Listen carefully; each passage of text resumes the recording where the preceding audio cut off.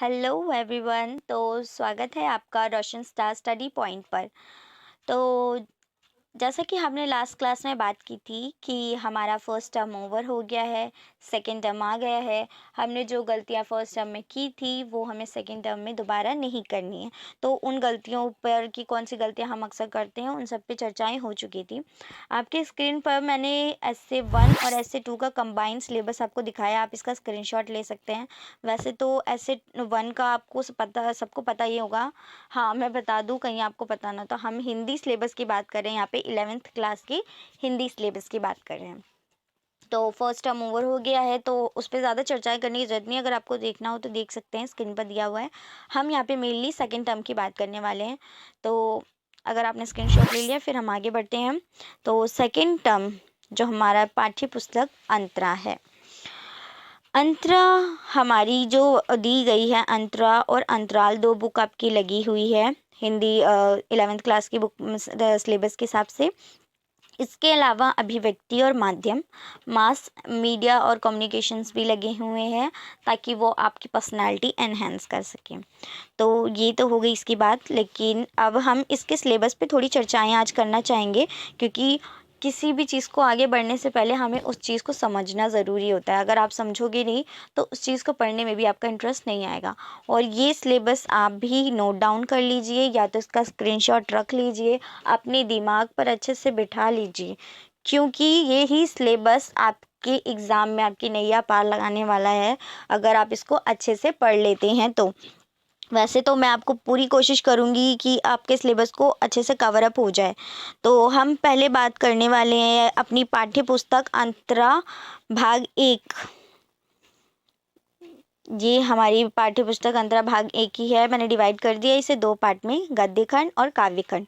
जो हमारा गद्य खंड दिया गया है, गद्य खंड में आप देख सकते हैं पहली जो हमारी कहानी है वो है रांगई राघव के गूंगे। जो रांगई राघव जी की कहानी गूंगे है, ये मानव प्रवृत्ति पे बहुत बड़ा चोट करती है, या कह सकते हैं हम एक वो दर्शाना चाहती है कि जो हम मनुष्य है ना, इतने ज़्यादा मतलब हमारे अंदर से जो करुणा का भाव है वो ऐसे घट गया है कि हम ये समझ नहीं पाते हैं कि जो डिफरेंटली एबल्ड पर्सनालिटीज़ हैं या फिर जो डिसेबल पर्सन्स हैं, उनके अंदर भी सेम ही हृदय है और उनके अंदर भी करुणा है, उनके अंदर भी भावना है। बट हमें ऐसा लगने लगता है कि जो डिफरेंटली एबल पर्सन्स हैं वो आम मनुष्य से अलग होते हैं, बल्कि ऐसा है ही नहीं, वो भी हम जैसे ही हैं। तो ये बताना चाहता है कि मनुष्य की जो करुणा होती है वो कभी भी भिन्न नहीं हो सकती, फिर चाहे वो मनुष्य हो या फिर कोई जीव हो, क्योंकि अगर भगवान ने बनाया है तो उन सब में एक ही चीज़ कॉमन है और वो है कि उनमें भावनाएं एक जैसे ही होती है, बस किसी में बात करने का तरीका अलग होता है। गूंगे भी बहुत अच्छी कहानी है, इसकी हम चर्चा करेंगे जब इस पर आएंगे। अब हम आगे बात करते हैं सेकंड, सुधा अरोड़ा की लगी हुई जो हमारी ये बायोग्राफी है। आपको पता है एक ऑटोबायोग्राफी होती है, बायोग्राफी होती है, ये एक बायोग्राफी है जिसमें सुधा अरोड़ा जी ज्योतिबा फुले जी के बारे में बताती हैं। उनका जीवन किस तरह से गया, उन्होंने कौन से स्ट्रगल्स फेस किए अपनी लाइफ में, उनकी शिक्षा कैसी हुई, या उन्होंने हमारे समाज को किस तरह से परिवर्तन लाने का प्रयास किया था समाज में। तो इन सब के बायोग्राफी दी हुई है।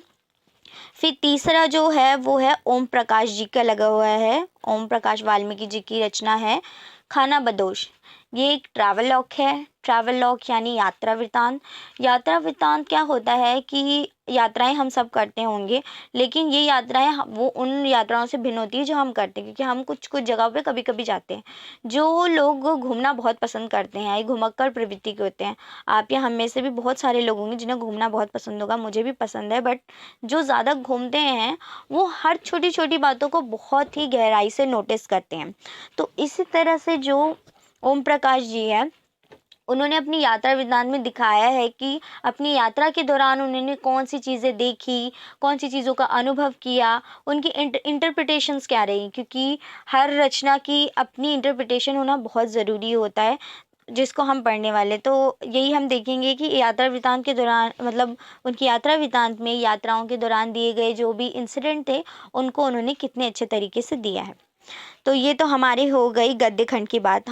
अब हम चर्चा करने वाले हैं काव्य खंड की। तो काव्य खंड में हम देखते हैं, पहला हमें महादेवी वर्मा जी के बारे कविताओं को पढ़ना है। महादेवी वर्मा जो थी एक राष्ट्रवादी विचारधारा से प्रेरित कह सकते हैं एक कवि थी। तो जो महादेवी वर्मा है, राष्ट्रवादी विचारधारा पे ज़्यादा चर्चाएं तो हम अभी नहीं करेंगे। अगर आपको जानना होगा तो आप बता दीजिएगा, फिर नेक्स्ट क्लास पे कभी हम बात करेंगे इस पर। तो जो महादेवी वर्मा है, इन्होंने स्वतंत्रता प्राप्ति से पहले भारत में जो स्थिति थी उस टाइम, जो आम मनुष्य हैं या हम जो जनमानस है, आम जनमानस, उनको किस तरह से अपने आप को प्रेरित करना है कि अपने मातृभूमि की रक्षा के लिए आगे बढ़ना है, उनके अंदर ये भावना जगाने के लिए ऐसी रचनाएं लिखी ताकि उनके अंदर देश प्रेम की भावना आगे बढ़े। तो लोगों को उजागर करने के लिए ऐसी रचनाओं का उन्होंने सृजन किया। ऐसे बहुत सारे हमें कवि, लेखक या रचनाकार मिल जाते हैं जो स्वतंत्रता प्राप्ति से पहले ऐसी रचनाएं करते हैं ताकि ब्रिटिश गुलामी से हमें आज़ादी के लिए एक प्रेरणा मिल सके, एक प्रेरणा स्रोत के रूप में कार्य कर सके। तो ये कविताएं हमारे अंदर उस भावनाओं को जगाती है।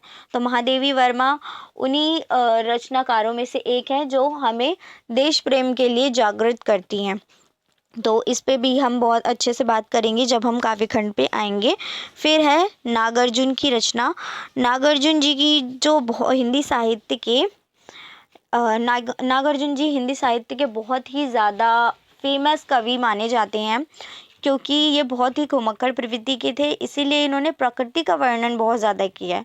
हर रचनाकार की अपनी विशेषता होती है और इनकी रचनाओं की ये विशेषता है कि अपनी रचनाओं में प्रकृति का बहुत ही सुंदर वर्णन करते हैं।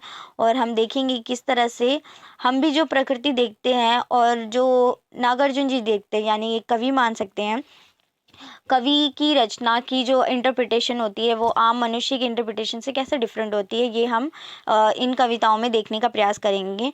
और ये सब मैं क्यों बोल रही हूँ, क्योंकि हम जब अपना एग्ज़ाम अटेम्प्ट करेंगे तो जो जो बातें मैं भी कह रही हूँ ना, इन बातों को ही लिखने से आपके मार्क्स बढ़ते हैं।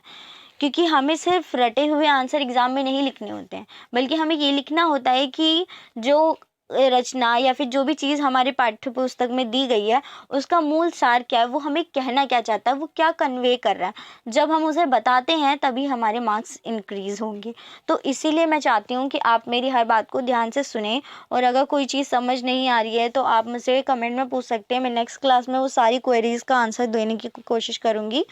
और तो नागार्जुन के जी के बारे में मैंने बताया कि प्रकृति प्रेमी थे, तो इन्होंने प्रकृति का बहुत सुंदर वर्णन किया है। देखेंगे हम कि जहाँ पर ये कहा जाता है रवि नहीं पहुँचता वहाँ कवि पहुँच जाता है, तो इसका मतलब यही है कि जो रवि यानी नदी जो थी वो भी नहीं जहाँ तक पहुँच नहीं सकती है, वहाँ जो कवि की थिंकिंग है वो पहुँच जाती है, क्योंकि थिंकिंग को कभी भी बाउंड करके नहीं रखा जा सकता। फिर हम आगे की चर्चा करें तो देखते हैं हम धूमिल जी की धूमिल जो कवि हैं उनकी रचना दी गई है घर में वापसी। ये एक बहुत ही इमोशनल कविता है। इसमें दिखाया गया है कि आज का जो मनुष्य है उसको पेट भरना भी कितना मुश्किल होता जा रहा है, क्योंकि ज़रूरी नहीं होता है कि हर किसी की स्थितियाँ परिस्थितियाँ एक जैसी हों, सबकी अलग होती हैं, लेकिन सबके जीवन में कठिनाइयाँ हैं।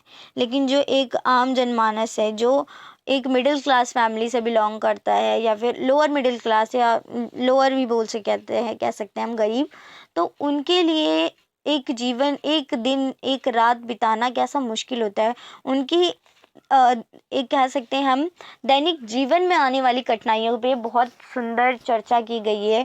एक एक शब्दों में उनकी जो भावनाएं व्यक्त होती है बहुत ही अच्छे तरीके से की गई है। अब हम देखते हैं कि इसमें ज़रूरी नहीं है कि इसका एक ही डायमेंशन हो, क्योंकि कविताओं का कभी भी एक एंगल नहीं होता है देखने का, एक नज़रिया नहीं होता। वो डिफरेंट नज़रिए से, डिफरेंट डायमेंशंस से किसी कविता को देखते हैं। तो उन सारे डायमेंशंस की, एंगल्स की चर्चा हम करेंगे जब हम काव्य खंड पे आएंगे। इन काव्य खंड को हम बाद में लेंगे, पहले हम गद्य खंड को पढ़ेंगे।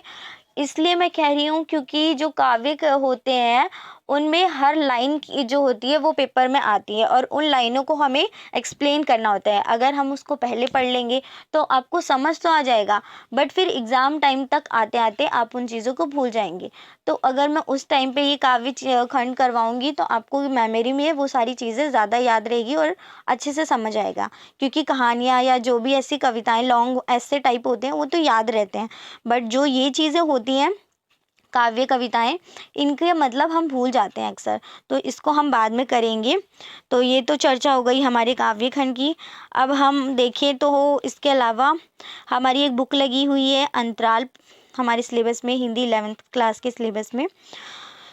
अंतराल में हमारी दो कहानियाँ दी गई है, स्टोरीज़ दी होती हैं ये, और ये लॉन्ग स्टोरीज़ होती हैं, मतलब ये नाटक जैसे भी होते हैं, नाटक ही होते हैं एक्चुअली, स्टोरीज़ नहीं होती, स्टोरी तो हमारी हो चुकी है। तो इन नाटकों में भी बहुत ही अच्छे से वर्णन किए जाते हैं, नाटक या ऑटोबायोग्राफी अक्सर इसमें दिए होते हैं, और ये लॉन्ग क्वेश्चंस होते हैं जो वैल्यू बेस्ड आते हैं। जैसे मैं बता भी चुकी हूँ, ये वैल्यू बेस्ड क्वेश्चंस होते हैं लॉन्ग, और इसको करंट से हमें इंटरप्रेट करके अपनी अंडरस्टैंडिंग लिखनी होती है इसमें। तो इसमें आपको डीप स्टडी करने की ज़रूरत पड़ेगी। डीप स्टडी ये नहीं कह रही कि एक एक वर्ड का मतलब निकालो, बट अपनी उस चीज़ को समझने की कोशिश करना है हमें इसमें, कि ये कहना क्या चाहता है हमें। ये जो भी इसमें दिए नाटक है या कुछ भी, ये अपने नाटक के माध्यम से क्या कहना चाहते हैं। और हम ये भी देखेंगे कि ये आज के संदर्भ में किस तरह से लागू होती है, क्या क्या चेंजेस आए हैं जब ये रचना की गई थी, तब जो लेखक है वो लिखने के पीछे उसका क्या नज़रिया रहा होगा जिसकी वजह से उसने ये चीज़ें लिखी, और आज जो है उसमें क्या क्या चेंजेस आए। क्योंकि अक्सर यही क्वेश्चन आते हैं, अगर आपने ऐसे 1 में भी देखा होगा तो ऐसे क्वेश्चंस आए होंगे।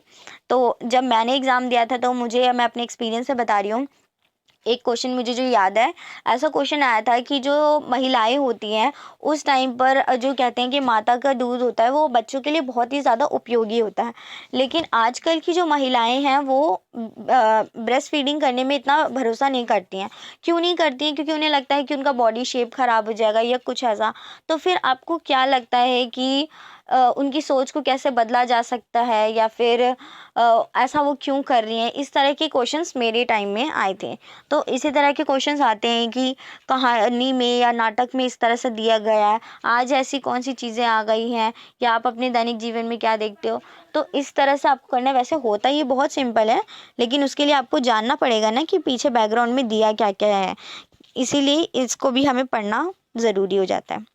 फिर एक अभिव्यक्ति माध्यम जो हमारे सिलेबस में लगा हुआ है, ये अभिव्यक्ति माध्यम है, ये भी बहुत ज़रूरी है मास मीडिया कम्युनिकेशन, क्योंकि इसमें टू द पॉइंट आंसर आता है और ये बहुत ही मतलब स्कोरिंग होता है। तो इसमें आप मार्क्स बहुत ही अच्छे से गेन कर सकते हो, क्योंकि आपको इसमें आंसर बिल्कुल लर्न करके जाना है। आप रटे हुए आंसर इसमें लिख सकते हो, कुछ भी आपको आंसर अपने मन से नहीं लिखना है। तो मैं यही आपको प्रेफर करूँगी कि सपोर्ट मटेरियल अगर आपको मिला है तो उसके आंसर्स को अच्छे से याद कर लीजिए, या फिर जो बुक आपने ख़रीदी है जो आपको बताई गई है उस बुक को ख़रीदिए। और अगर आपको चाहिए कि कौन कौन सी बुक इसके लिए है तो वो भी मैं बता दूंगी अगले वीडियो में। आप कमेंट में लिख देना कि आपको बताना है कि कौन सी बुक इसको खरीदनी है, इसके लिए, अभिव्यक्ति और माध्यम के लिए। और ख़रीद लिए तो और अच्छी बात ही है। तो जो भी आपने ख़रीदी है बुक, उसके आंसर्स को रीड करिए और याद कर लीजिए बिल्कुल अच्छे से, क्योंकि 1 और 2 मार्क्स के क्वेश्चन तो इसमें आने हैं और टू द पॉइंट आंसर लिखना है। तो इसमें कुछ समझने वाली चीज़ है नहीं, ये तो आपको खुद से ही करनी पड़ेगी। फिर भी हम इस पर भी चर्चा करेंगे जब हम पढ़ेंगे। तो ये तो हो गई आपकी सारी सिलेबस की चर्चा। नेक्स्ट क्लास में हम अपने गद्य खंड से स्टार्टिंग करेंगे, क्योंकि मैंने बता दिया काव्य खंड हम बाद में लेंगे ताकि वो याद रहे चीज़ें। और गद्य खंड में हम सबसे पहले जो कहानी लेने वाले हैं वो गूंगे हैं। इसके हम सारे डायमेंशंस को देखेंगे, अच्छे से स्टडी करेंगे। तो प्रिपेयर होके आइएगा। Thank you very much. और लाइक शेयर कमेंट करना बिल्कुल ना भूलें। Thank you so much.